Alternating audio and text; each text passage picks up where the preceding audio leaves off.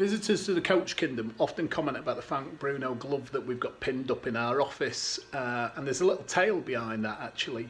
Myself and Tony, my father, who obviously passed away several years ago, were massive Frank Bruno fans, and I used to go watch Frank box from about the age of 12, 13, and we got to know his wife and some of the family and so on. We used to sit near them and we had a great time. Every time we went down to London we were well looked after. So following Frank was a big part of our lives for all them years. Now when my dad was quite poorly, Frank announced that he was going to do a sportsman's evening in Widnes, which was then in 2014.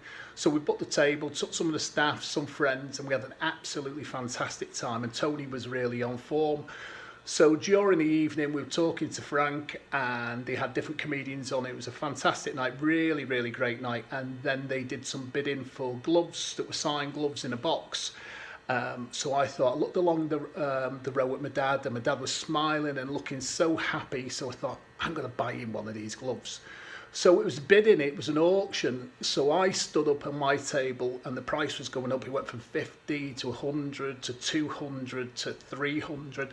And it kept on going, and it got to around about £400. And the guy that was doing the auction suddenly said, right, actually, we've got 5 gloves, so you've all got one. And then I looked down to the end of the table and there was my dad standing up as well.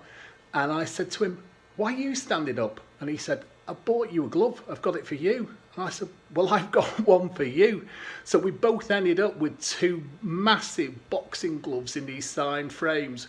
Luckily, my dad got somebody else that just took his off him straight away. Then my mother said, where the bloody hell are you going to put that, Tony?